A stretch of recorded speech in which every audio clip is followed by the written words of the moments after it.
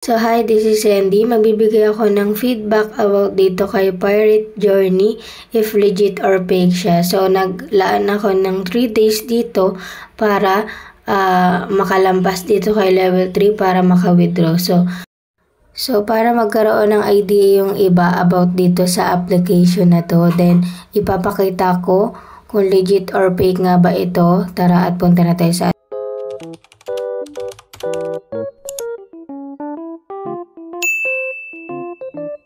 So, pwede kayong pumunta sa inyong Play Store at i-download to si Pirate Journey if gusto nyo. So, kung gusto nyo lang naman i-try ito kasi may mga reviews doon about dito na legit nga daw to. So, tinry ko siya in 3 days. So, ipapakita ko sa inyo kung fake or legit ba siya para magka-idea yung iba about dito. So, ayan. Pagkabukas mo dito ng app na to, yan yung bubungad sa'yo.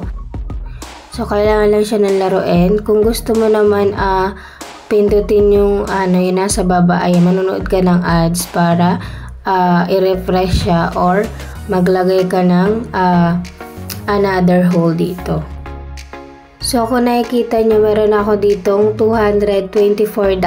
So, ang withdraw cash out dito, kailangan daw makalampas sa level 3. So, ayan, nawala na ako ng moves, kaya kailangan kong get na isang refresh para hindi ako matalo agad. So, ayan.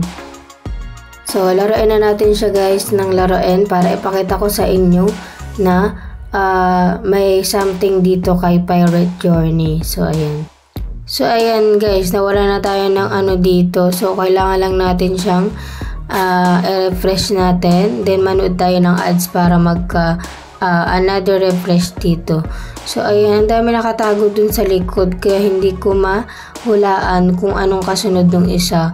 So, ayan, buti na lang may mga may refresh tayo dito. So, konti na lang, kailangan lang natin siyang maubos. So, ayan, may something talaga dito kay Pirate Journey. So, naglaan ako dito ng 3 days pero hindi ako makalampas sa level 3. So, ayan, kaya nagbigay ako ng honest review para hindi na din masubukan ng iba. So, ang feedback ko dito kay Pirate Journey is fake po to. So, hindi siya paying up. Then, hindi ka niya papalampasin ng level 3 guys. So, ayan, tingnan niyo naman, nawawala. Parang wala nang kaparehas yung iba. So, nood ng ads. Tapos wala din naman. So, ayan, nag-back to umpisa na naman tayo ng level 3. So, ayun, sayang yung $241. So, hindi naman makukuha. Sabi kasi dito pag nakalampas ng level 3. So, ayun lamang guys. So, ang final reviews ko dito kay Pirate Journey is fake po siya. So, ayan, wag nyo na i-download guys. Then, para hindi na din kayo maglaan ng oras dito. Masasayang lang yung oras nyo dito kay Pirate Journey. Then, hindi naman siya paying up. Ayan, lilituhin lang kayo ng lilituhin. So, ayun lamang guys. Salamat!